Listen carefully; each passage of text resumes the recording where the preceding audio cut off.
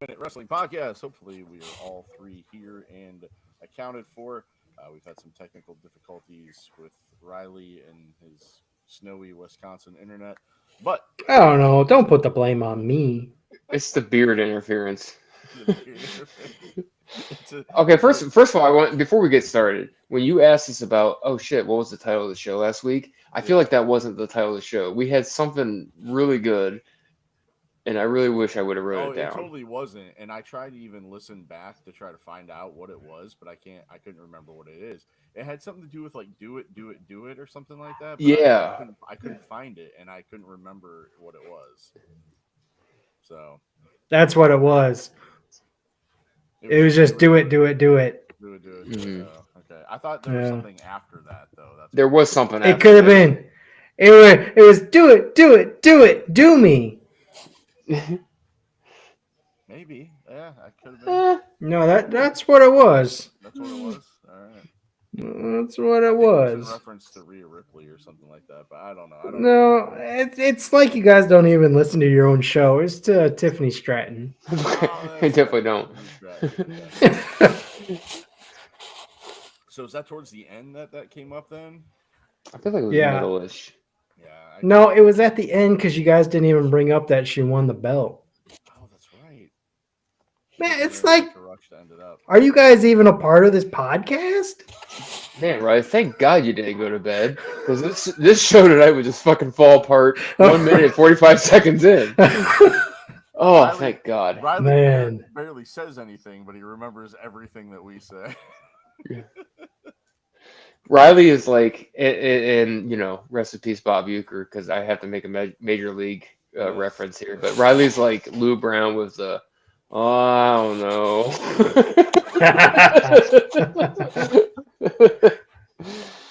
I gotta call back with some white walls. Let me get back to it. All right. Well, hey, this is the Gimmick Minute Wrestling Podcast. I'm Jason. We got Kevin. We got Riley. All three of us, 2 weeks in a row. I don't know when the last time that happened was, but here we are. We're live. When I texted you today too, I was going to be like, "Oh my God, 2 weeks in a row. That's called a winning. That's called a winning streak." we managed to get on last week. We managed to get on this week. If we happen to get on next week, that is a winning streak. It has happened. I would not hold your breath on that one. I will not hold it. I'll breathe really slowly. A few things. I don't want to be too long tonight because once again I have to go get my daughter, but hopefully she doesn't text me a half hour before I'm supposed to go get her, saying to come get her now. But a couple things I want to cover. One, the Penta debut on WWE Raw, and then the new. What the hell is going on? Who's shuffling and? Probably Kevin playing with his title belt. Anyway, I'm not doing anything. the TNA. I don't know if you guys saw this, but just released today. There's a new contracted deal between TNA and WWE. So I want to talk a little bit about that. The situation involving Corey Graves and Ethan Page's new character on NXT. So those are the things I want to cover today. So if there's anything that I'm missing, Riley, now would be the time to throw it in so we can make sure we get it on the list. Is that the only things we're talking about? I mean, that's the only thing I have It's down like- to talk about because I figured that would fill the allotted time that I set aside. Oh, I'm sure I'm fine with that. Okay. There's nothing pressing that you can think of that would be good to touch on? Not at this particular moment, Okay. but you never know. All right. Well, something strikes your fancy, let me know. And I pulled up, like, I guess I did pull up to, SmackDown. I mean, SmackDown, honestly, the last couple of weeks has been really good. Chelsea Green has been great with whatever she's been doing. Pretty Deadly, who are finally getting used on TV again, which has been awesome and entertaining. Shinsuke, I'm loving Shinsuke's new look, too, with the music and with the helmet that he's been wearing and the mask and stuff like that. I thought that, I don't know, I've been a big fan of that. Jimmy Uso, Cody Rhodes. That was kind of weird that Jimmy Uso and Cody Rhodes tagged against the Tama Tonga and Jacob Fatu. It's kind of weird that Jacob Fatu was out there cutting promos and there was nobody there to hold him back. But anyway, yeah, I thought SmackDown was good. But anyway, Raw opened up with a really good promo, which was Punk in the ring, and then Rollins came out. The best part about it, though, and I don't know if you guys caught this, but as soon as the music hits, like Punk reacted to it like he typically does. Like he dropped to his knees and he was like all mad and dejected, and then he's on the microphone and he's looking at McAfee and Cole doing the like the conducting the OOO stuff, and then he's like looking at them, and then he pulls up the microphone. Goes, why can't like Rhea Ripley interrupt me or something like that? Didn't he say something to them about like what the hell? Like I thought we were boys or something. Sorry. That was you that time, wasn't it?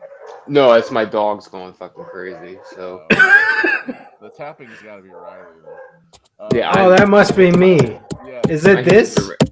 Yes. That right there? My hands were right here when it was going on. So unless I'm like a fucking magician. Well, here's the problem, Kevin. You're only half in the camera. How? I can see my. Yeah, that better? Now you're fully in the view there. And if you look back at last week's episode too, like you're this. This is you the whole time. Like, Okay, but to be fair, when I look at myself, I see my whole self. I see my whole self. Okay. I think I stated this before we started recording. Nobody is listening to this to watch us. So I don't think it matters. We do have a video version out, so if the video version is there, and people do watch the video version of it, even if they don't watch. What if I just did this? What if I just kept doing this? That'd be cool. People are like, wait, never seen that. Never seen that before. I could do zooms in, zooms out. Okay, anyway. Are we done? CM Punk, Rhea Ripley, they're a thing now, right? Yeah, that's the takeaway from that.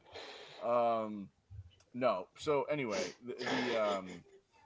yeah, so he was mad, but then there was the back and forth with them. So all three of those guys, McIntyre, Rollins, and Punk are gonna be in the Rumble. But then after that, we got what I wanted to talk about from Monday Night Raw, and that was the debut of Penta in WWE. So, Chad Gable, Michael Cole even said it on commentary. This was the worst kept secret ever, right? Everybody knew that it was going to be Penta coming out. They even had the merch out before, they were advertising. Is someone yelling at the doggy? No, that's just my daughter just got home and she's, I'm sure, talking about kind of drama. So she's got to be really like loud as shit. Yeah, you gotta be over the top. Teenagers have to be over the top when they talk about it's Jason's fault because I had different headphones and then I switched to these amazing Bluetooth ones and like literally you can just pick up everything. So, but you sound so much better. Well, I mean. It's okay. The echo cancellation is on. Maybe we'll be able to edit it out and post. Probably not. But anyway, regardless of that. It's just a rare night because she had a show choir thing and they just got home and usually everybody's in bed by now. So, oh well. It'll make. So Penta debuted on Monday. Nobody listens to the show. Nobody listens to the show to listen to it, Jason. So it's okay. Nobody tunes into the pro wrestling show to listen to pro wrestling. Yeah. So Penta debuted on Netflix on Raw. Really? Yeah. Penta. AEW. Zero Miero. That Penta.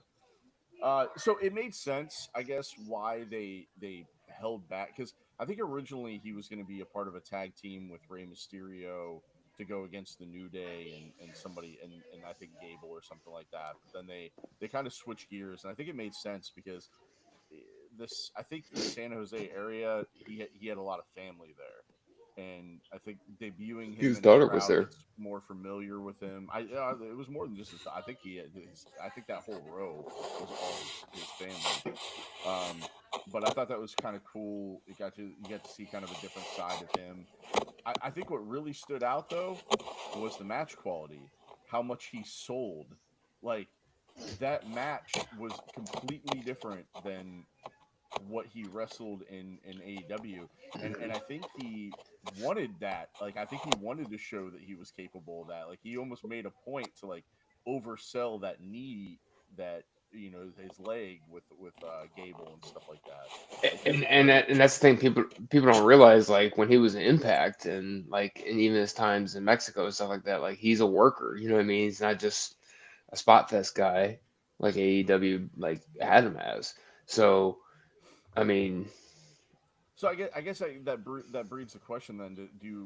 Is it AEW that's wanting them to be like that? Is it like Tony Khan, or is it like that's just the style that everybody works, so they feel like they have to like keep up and outdo and and stuff like that? Because it's like when he hit that destroyer on Gable, I mean Gable sold that like a champ. And Orange Cassidy bounced up, gave him one. You know what I mean? Like we've all seen that sequence and everything. It's just, I don't know. Yeah, that's what AEW does. Like they don't sell anything.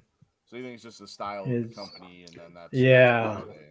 They don't sell moves. They don't sell tickets. Nothing. Yeah, right. There's your title for the show, Jason. The fact that I like that. One would argue that they don't sell tickets because they don't sell moves. You know what I mean? Like, yeah. Just you're watching the same thing over and over again. Yeah, and I want to bring up a point because, like, and I know you've talked about how, like, hey, with a new year, like, let's all, like, and we want AEW to be successful. And you know what I mean? Like, we want all this stuff to, like, because sometimes it's like, I don't feel like watching WWE, I really want to see, you know what I mean? Like, you want as much wrestling as possible. For wrestling fans, you want as much on as possible to watch, right? But it gets hard when it's like, there's no, I don't know, like there's nothing to sell me on right now. Like this whole thing with the Death Riders has been a huge flop in my opinion. You know what I mean? You got MJF and this whole thing with Jeff Jarrett. Like I'm not interested in that. That promo that they did last night was awful. Dude, it was terrible. Like all the low hanging fruit, all the the kind of standard MJF just kind of phoning. You had him evolving into something different with this whole thing with Adam Cole, and then you just went right back into not that he can't still be a little bit of that, but like he hasn't like matured in a way of, you know what I mean, like making me want to watch. You know what I mean? Or making me interested. Like, there's just not a lot of stuff that's just, I don't know. And I get botches happen and shit happens and everything, but it's not that they're missing something, they're missing a lot of something. And like I've said it on here 1,000 times, I love the talent that they have. They have so much talent and name, but And even with the Kenny Omega returning against Brian Cage and having the match with him, and then you got the Don Callis family still going after Kenny Omega, and then you got the the unlikely tag team of Omega and Ospreay starting to form. But how many times have we seen that exact story play out in AEW? Well, and the other thing too is that I think eventually there's a build between him and Okada, which is great because it's one of the greatest rivalries ever, maybe in all wrestling, but not 90%, 75% of people don't know about it. Oh, yeah. So help people know about it. You know what I mean? Like if they did things right with some of these feuds that happen in New Japan, which is great, but like people are not privy to it. They may read about it, hear about it, but they're not going to go back and watch it. So like, why not like get people to be interested in it? And what I love too on Raw commentary, Michael Cole during Penta's match went through his entire resume, like TNA champion, like all the stuff that he did in TNA, all the stuff he did in AAA, all the stuff he did in Lucha Underground. Didn't mention AEW. No, nothing else. Yeah. And which is funny because the match they had with Young Bucks, that steel cage match, is probably top 2 or 3 best matches AEW ever had. Yeah. You know what I mean? So And that was the first time after that match that I've ever heard Penta's voice. Like that, other than doing the Zero Miedo thing, that's the only time I've never heard him talk. mhm. But he cut a promo. Part of it was English, part of it was in Spanish, but it was an impassioned promo. And it was really good. I like the fact that they're just letting the foreign superstars just go out and cut a promo in their language. Like, because even though you don't understand the words, you still understand It's the more emotion real. behind it, and it is real. And Yeah. if you want to know what they say, just turn the subtitles on, because the subtitles Right. pick the whole thing up. But I think they've done a good job of that. And even with Nakamura, they do have the subtitles on for him, so you know what he's saying. Mhm. You just have to read it. If you go out and see a movie, there's scenes of that movie that people talk with different languages, and there's subtitles. You just look at the subtitles. It doesn't throw it off at all. Road Dogg was a big proponent of that. And I think that might be his influence, because I remember listening to him on his podcast, and he would say a number of times, I don't understand why they don't just let Nakamura cut a promo in his language. Like, we'll put subtitles up. Like, it doesn't make sense to me why they wouldn't do that. And now Mhm. McMahon's gone, Road Dogg's back in the fold with the creative team, and all of a sudden we're starting to see that. So I think that more than anything is his influence. Yeah. No, I'm all for it. Like, if you're not gonna have somebody speak for them or be a representative for them, then just let them be real. And dude, and Penta's presentation, I mean, he looked like a fucking star. I mean, from the moment the pyro went off and he stepped out, the lights went out. They don't turn the lights off for everybody, but I mean, they presented him like a star. And you got to Mm. think, if you're a talent in the AEW roster and you see the treatment that he got out walking out there on Monday Night Raw in front of a worldwide audience on Netflix, you're probably rethinking your career Yeah. choices right now.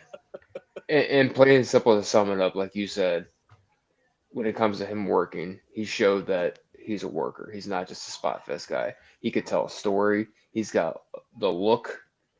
And Oh, his facial his expressions. I mean, he yes, sold everything. in ring ability, yeah.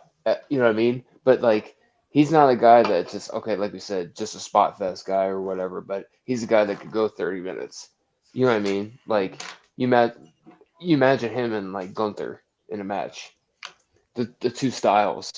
How's Gunther gonna, take all the speed and all the moves and everything, and how's he, you know what I mean? Like, the story of, okay, what does he gotta do to slow him down, but what does Penta gotta do to stay away from the strength and the chops and everything, you know what I mean? So like, just to me, like, there you go. Like, we always talk about, like, for Gunther, like, sometimes it looks like he may not have opponents here and there, but like, there you go. Yeah, yeah. Well, Gunther does have an opponent for Saturday night's main event. He's going to be facing main event Jey Uso for the WWE Championship. I thought that I thought they set that up really well. Do you get a chance to see that, Riley? I know Kevin didn't get a chance to see a lot of Raw, so Yeah, I saw it. Will Jada I Parker be on his side? whoa, that in a moment. whoa. I don't even know what I was gonna say now. Mm-hmm. Yeet. No yeet.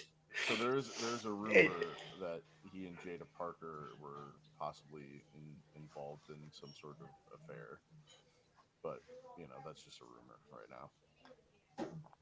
Don't know if that's true or not, but anyway. So Gunther and Jey Uso. I mean, do you feel like Jey Uso is a credible threat to Gunther taking that world championship, or is this like a showcase show, kind of like Cody and KO was at the last Saturday night's main event? No, I don't think it's credible at all. I don't. They really haven't ended the bloodline stuff, and he really just belongs in that storyline. Here's a good question. You guys Unfortunately, ponder on. Do you think the bloodline stuff will ever end? I don't I see mean, how it could. truly ever end. in No, some fashion, spin-offs, all kinds of shit. No, I don't think it should end. They keep it going. Yeah, I mean, as long as all of those guys and their offspring are involved in WWE, I think there's always going to be some sort So, of so think about that. We're on year like what 6 of it? yeah. I mean, I don't think it's always going to be the number one or number two story. I think there'll be some times where it's mentioned but not necessarily the lead.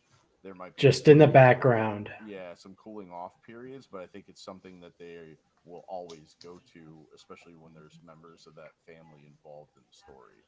But you know, there's still Zilla, there's still Hikuleo, there's still all these other guys that haven't even shown up yet that are supposedly going to be a part of the storyline at some point in time. So I don't see it ending anytime. As long as these guys are still in WWE, I don't see it going anywhere. I mean, I think Isn't it'll it be crazy to think how on the people? back burner, but It's crazy to think how people were like ready for it to be done after a year or two, or like you know what I mean? Like yeah, I, I I don't think know. I think people were more or less.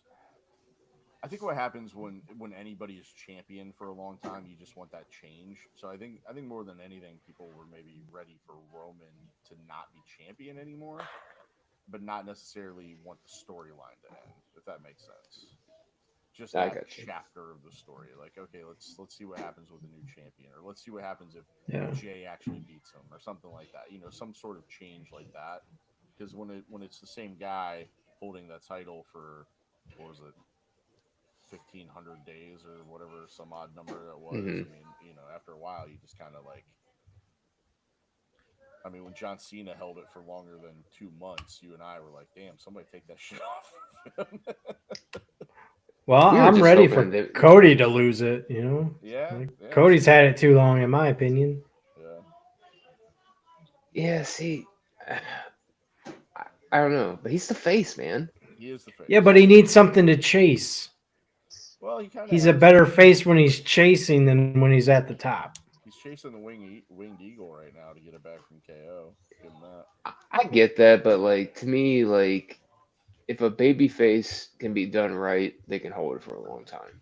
Yeah, I As I much as I don't know, with John I, Cena, but like I don't think they've done it wrong with Cody because they've at least had opponents for Cody, credible opponents, and I want to see now that he's gone. The one part of it that I do like is that he's broken away from that. Well, I say that, and then he just tagged with Jay on or Jimmy. So okay, so maybe, but he's kind of distanced himself a little bit from that bloodline storyline. With the whole thing with Kevin Owens and you got Randy. watch they're Orton. gonna win the tag titles now or something like I that. know, right? Right? But, well, You know what I'd be okay with? I'm okay if Cody loses the ladder match and then he enters the Royal Rumble and wins it for the third year in a row. I'm okay with that because now he's chasing again. yeah. I mean, I'd be okay with Cody losing the ladder match too, just to see what Kevin Owens is like as champion and having a heel champion for a little bit and seeing what happens. I personally think Cena's gonna win the Rumble, and it's gonna be Cena and Cody. Be interesting. If I had a thought like a really like weird prediction right now, so That'd be different. because that way, I think if it ended up being Cena and Gunther, you almost kind of figure, okay, Gunther's gonna do the honors and let Cena get his 17th because he could get it back like the next night. You know what I mean? Whereas with Cody, it's like, ooh, is he really gonna take the title off Cody? You know what I mean? So Yeah. Yeah. I don't know. There's I so don't many know. different things that could happen, and a lot of people pointed out too, like, oh, Jey Uso gets this match at Saturday night's main event. He already declared he's gonna be in the Royal Rumble, so obviously he's not gonna win. But he could say I'm gonna be in the Royal Rumble, but then if he wins the title, not be in the Royal Rumble, or if he won the Royal Rumble, he could go after the other title, and you know what I mean? Like that's people are just Yeah, he can overthinking. go after the women's Intercontinental title if he wants to. That's true. Right? That's true. That's how it should be. Speaking of the women's Intercontinental title, Lyra Valkyria was crowned on Raw. Her and Dakota Kai had a great match. and Lyra ended up getting the win, so she's the first ever women's intercontinental champion. So the Wyatt Six feud with Final Testament came to an abrupt end by Cross announcing that the Wyatt Six got moved over to SmackDown. So, Yeah. Weird. yeah, Odd. very weird and odd. Something better happened on Friday. Yeah. I don't know. That was definitely unexpected. So, and then Priest and Balor got to end their feud with a pretty awesome match to close out Monday Night Raw. But yeah. So, the next thing I want to kind of talk and cover. So TNA and WWE announced today that they are entering into a partnership. So just to kind of give some highlights, WWE, part of TKO Group Holdings, and TNA Wrestling, one of the top wrestling brands and subsidiary of Anthem Sports and Entertainment, today announced a multi-year partnership aimed at creating unprecedented crossover opportunities within WWE and TNA programming for NXT superstars and TNA wrestlers. The agreement will enable talent to garner additional exposure across key WWE and TNA programming, including a weekly flagship shows such as NXT, which airs live on the CW, and TNA Impact, select WWE premium live events and TNA pay-per-views, in turn bolstering their in-ring development with exposure to world-class talent and coaching. So that part where it says WWE programming and live events, Joe Hendry 100% is going to be in the Royal Rumble this year. Oh yeah. Somebody even said that Yeah. too. They're like, his name will be said. Yeah. So, and then goes on to say this historic relationship demonstrates the calibration and competition. Do have mutually exclusive. So, do not have to. Oh, calibration. Sorry. I can't read. This historic relationship demonstrates that collaboration and competition do not have to be mutually exclusive, said Ariel Shearer, Senior Vice President in Distribution, TNA Wrestling, Anthem Sports. Partnership allows TNA Wrestling brand its incredible athletes to reach significant wider audience while giving WWE and NXT stars an opportunity to cross the line and gain valuable experience, which is good because when you look at, there isn't much of a territory system anymore. Especially a lot of these guys in NXT are very, very green when it comes to professional wrestling. So this gives them an opportunity to work with different talents and things like that. So I think this is and awesome. it gets a chance to show like where AEW failed. I understand it happened during the pandemic. Yeah. I understand that. But again, like you know what I mean? Like they started something and it could have been so much more. But like you imagine like seeing Moose on WWE television somewhere. Like how fucking awesome would that be? You know what I mean? I just think of somebody who's such a big name in TNA. I mean, the Hardys. Dolph Ziggler. Dolph Ziggler. Well, I mean, Nick Nemeth. Yeah. Nick. That'd be interesting to see if some of those guys. AJ Francis has already been like, "Oh, who am I choke slamming the shit out of in NXT?" Like he's itching to get back to, because he's been on a mission to prove like, "Hey, you fucked up by letting me go." Yeah, it's just so smart because it helps them out. I see her name on here, and it reminds me. I was going to bring this up a few weeks ago because remember, so they made remember that Ariana Grace girl in TNA or in NXT? She was wearing the like princess sachet, right? Mm-hmm. So they made her the liaison between TNA and NXT. Do you know who she is? And I didn't know this at first until they put her on TNA. She's Santino Marella's daughter. Yeah. That's right. Yeah. Okay. I had no idea. Yes. Because he's the commissioner or whatever, right? And then they made her the liaison, and they were like having this back and forth. I was like, wait a minute. Oh. And then it like you look at her and you're like, oh yeah, they look exactly alike, so it made sense. But I knew something that you guys didn't know. yeah, apparently. Yeah. I mean, I've known it for a few weeks now, but I didn't know it before that. So my one thing too is, and we didn't really talk about because we don't. I know we don't talk much about TNA, but what about Tessa Blanchard coming back? Yeah, that's interesting. I mean, she's had a lot of time A lot off of contro after. a lot of controversy there. So Yeah. Well, now Jada Parker's so found herself in some controversy too. So not only was there hmm the Jay Uso affair rumors, but apparently because she made a comment about how she doesn't believe that transgender men that are transitioning to women should be allowed to compete in women's sports. She was saying it from a perspective of a D1 women's athlete, like collegiate athlete, giving her opinion, and then everybody's, oh, she's transphobic. She's like, I'm not. Like, I love the LGBTQ community. Like, I just don't think they should be able to compete in women's sports. Like, that's it. That's all I'm saying. And yeah. so a lot of people put her under fire for that. So I don't necessarily like think she has heat within WWE, but there's a segment of the fan base that is pissed at her for her comments. But you'll have that, I guess. And go ahead. What are you gonna say, Ray? No, you just can't make everybody happy. You really can't. You really No. can't. But of course, when it rains, it pours. So like you had that backlash come back at her, and then you had the whole Jey Uso affair rumor thing come out because Jey Uso is a married man, but some of the comments like on that were freaking hilarious. Like some people just commented "eat," some people are like, "Yeah," then he saw that ass. But she's also really young too, so there's that. And that's more on him than it is on her if it's Yeah, true. that's true. He's the married man, so he's got to be the one to kind of hold back there.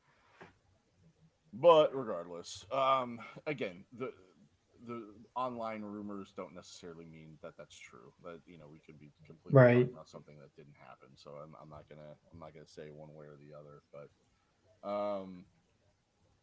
so another controversy that came out.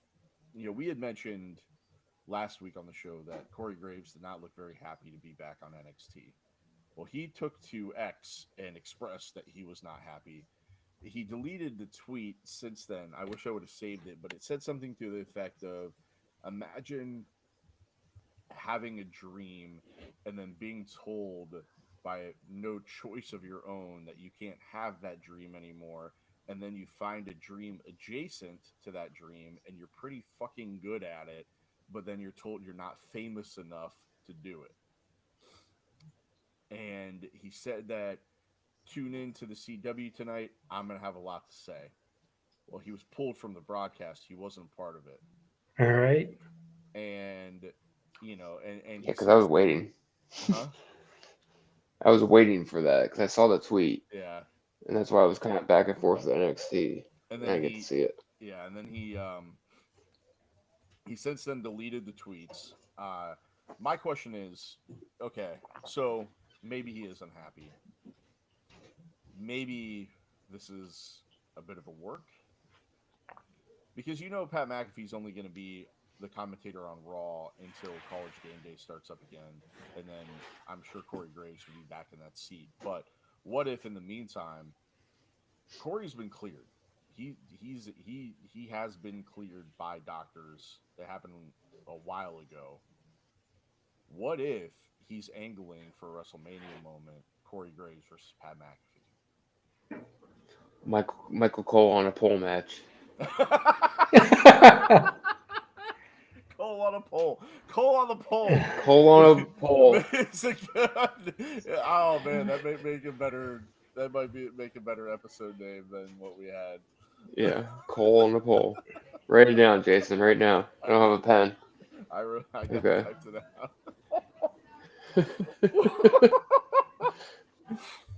So I don't know. Like, so I'm with you because I'm like, I didn't know if he was cleared or not, but I'm like, this doesn't just feel right. It's like, yeah, he's got a match in him somewhere.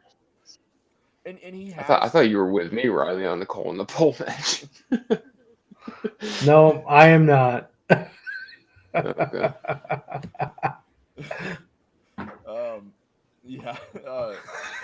I can't. I can't. Cole on a pole is all I'm picturing now. So, do you think his comments were a work? Do you think it was a shoot? Do you think it was more of a work shoot? Like, Work shoot. is this the end of Corey Graves in WWE? Like, a lot of the online chatter is that he was trying to get himself fired in those tweets. Really? Why?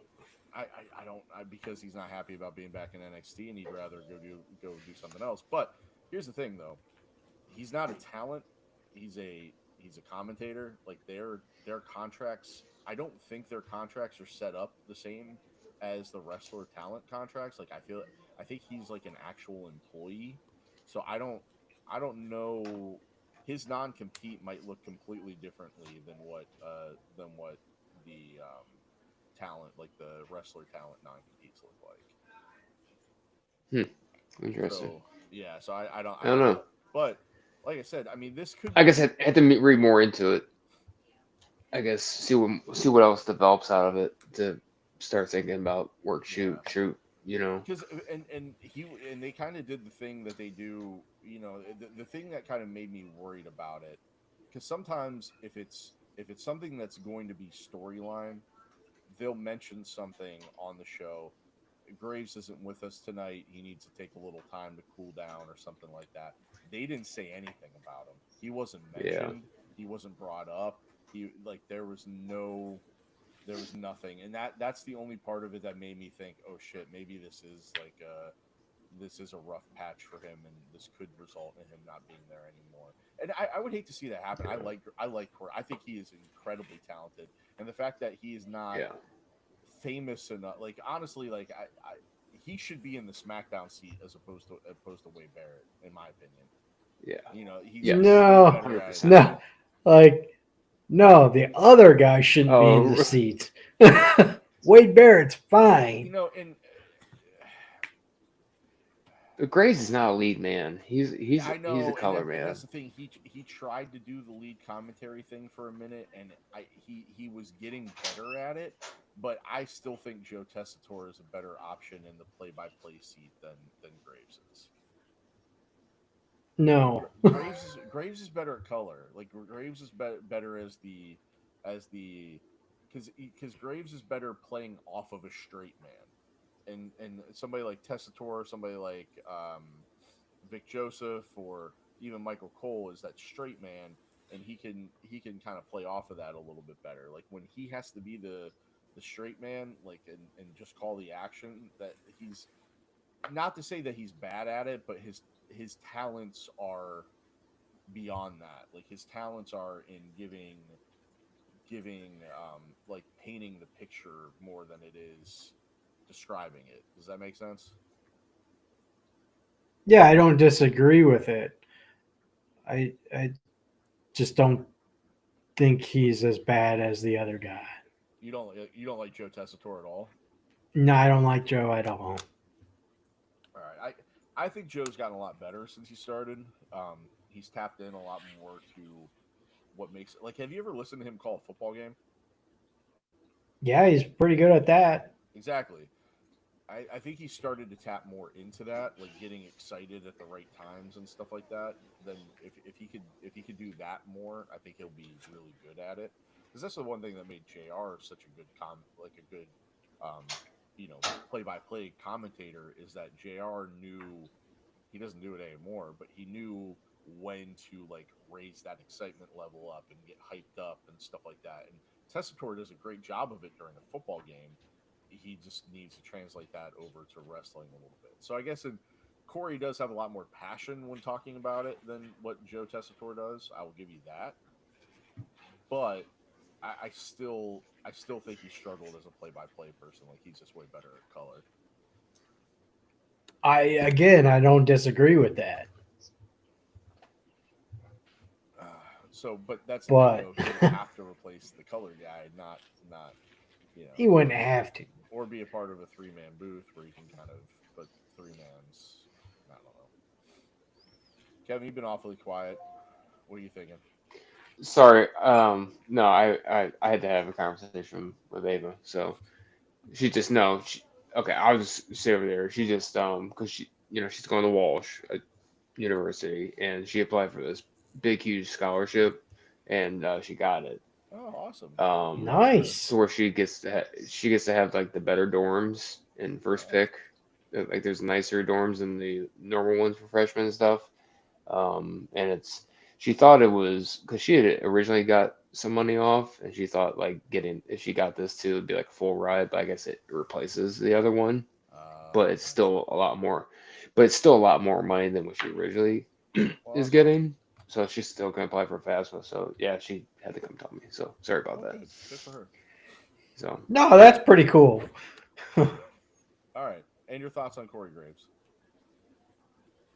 I mean, Color Man. Like, you know what I mean? Like, I mean, he is. I kind of heard you guys, but no, he is. Like, he's just not like him and Tom Phillips and Byron Saxon in NXT for like I was a very underrated 3-man booth, but like him and Tom Phillips were flipping amazing. Yeah. I don't know. I love Pat McAfee, I really do, but to me, Colin Graves is the money spot in that company. Yeah, I Like mean, McAfee's, and like I said, Cole, he's they have a lot of fun together. Like, I mean, you could tell, like, they have a ton of fun together. And McAfee does a good yes, job, but I think Graves is better at the job than McAfee. He's not as famous, to Graves' point, but right. Graves is better at the job than McAfee. He's more wrestling than Pat McAfee is. Not that Pat McAfee doesn't Yeah. respect and love it, but he's more WWE to me than Pat McAfee. Corey Graves is probably the closest thing to Bobby Heenan we will ever get in a color commentator. Yeah. I mean, he's not He's Bobby kind of Heenan, but he's the closest thing to. no, he's not. He's kind of maybe a Jesse the Body ish. Mm-hmm. Like I still don't think he's there, but I don't know. All right, so two more things I want to cover, and then I got to wrap this up quick because I gotta get out of here by 10:30. But Ethan Page on NXT, interesting turn with his character. A couple weeks ago, he put Javon Evans' head in a chair and stomped on it, and apparently broke his jaw. And then he slammed somebody's hand in a the name of who it was kind of escapes me, but last week he slammed Cedric Alexander. Slammed Cedric Alexander's hand in a toolbox, like breaking his hand. And then last night or 2 nights ago, he put Dante Chen's leg behind the steel steps and smashed it and hurt his leg. Like, and then Javon Evans came out Javon Evans cut a promo with his jaw wired shut the week before, and then comes out and he was throwing live rounds at Ethan Page. Did you guys see that? I didn't see that. No. When he hit the ring, he was throwing live rounds. So I think it was more done to emphasize the story, but he was swinging for the fences. Like, he was not pulling those punches back. Like, he was connecting with some like full extension punches. And then Ethan kind of hit him in the jaw and he dropped, and like that was the end of it. And then he was bleeding from the mouth again and stuff like that. But this new sadistic version of the Ethan Page character is definitely a turn. I like it. I'm really curious to where they're going to go with it. But how many more guys can he keep injuring like that before it just kind of gets to be like, okay, you know what I mean? Like, when's he going to run into somebody that he can't fuck up? You know what I mean? Yeah. Yeah. So I don't know. But no, I'm all for it. I did catch a little bit of it, and I'm all for it. Yeah. Like I like Ethan Page.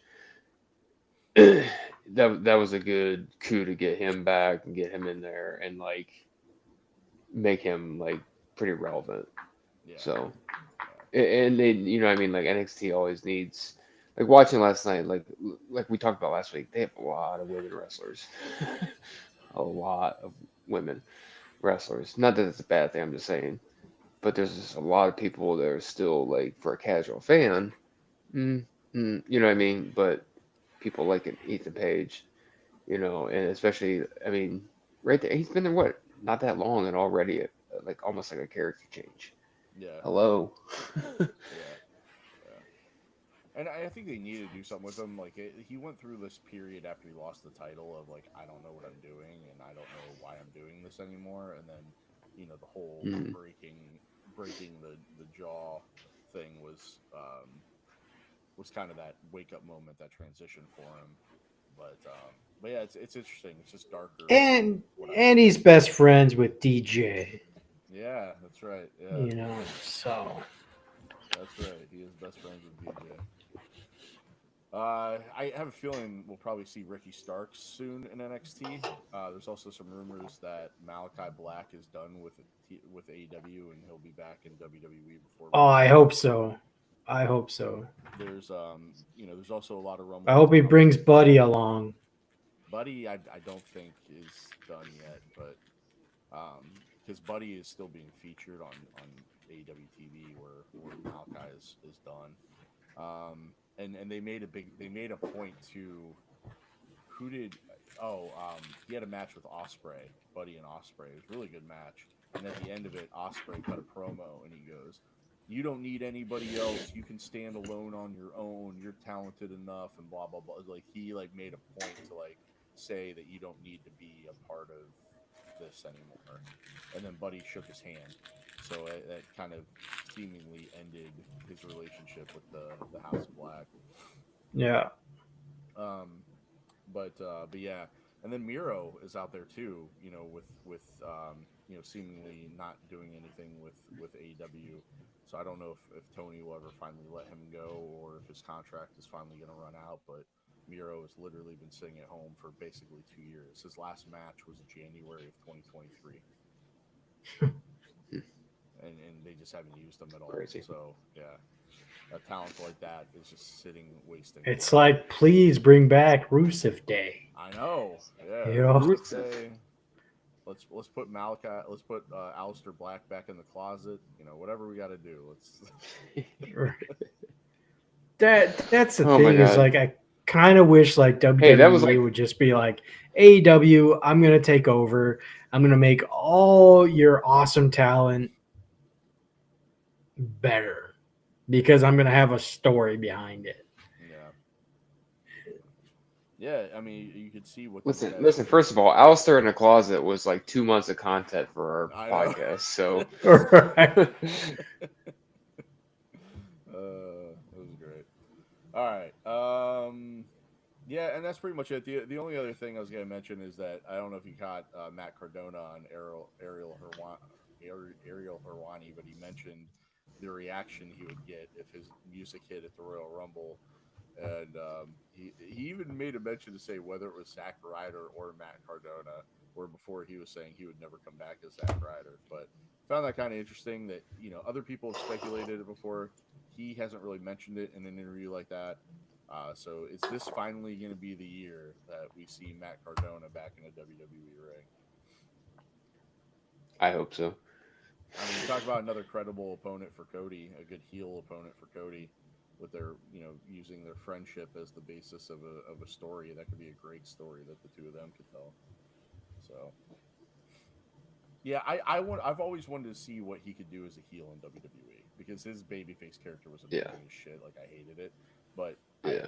I always thought that he was really a heel to begin with because I've always thought he's a bit of an asshole, and I think that once he leaned into that on the Indies and I think he legit is an asshole. I think so too, but. I mean, he got Chelsea Green to marry him, so he's got that going for him. But yeah. But I am curious to see what that character can be like as a heel in WWE. So, but yeah, that's all I got. Anything else that I missed, Riley? I think now's the time. You gonna throw it in? I got nothing. Yeah, Mister, I was gonna go to bed. Okay. Yeah, no, I'm. Well, thanks for staying up with us. I appreciate it. I'm really going to sign off now. Hey, thank you guys for listening to this week's episode of the show. Hopefully you enjoyed it. You can catch the video version on YouTube. Just go to youtube.com to search Gimmick Minute. You'll find our channel. Subscribe, like. You can watch the old live videos that are on there. If TikTok gets bought up by a U.S. company, I'll start posting on that if it doesn't get banned. But you can also find us on X at Live Your Gimmick. Of course, you can find the audio version of the podcast on Apple, Spotify, and all the other podcast platforms that are out there. So you can find us. Subscribe. Just remember, as of right now, we're in right now we're an internal podcast. After January 20th, we're going to be an external podcast. Okay. Don't get that? That might be over my All head. right. We'll talk about it later. All right. Thank you guys again for Okay. listening. For Kevin, the internal optimist, and Riley, the external optimist, I am Jason, reminding all of you out there in the internet wrestling community to be a fan and always salute your gimmick. Goodbye, everybody. All right. So what was that? Trump wants to change it from the IRS to the External Revenue Service. He wants to change the IRS Oh. from the Internal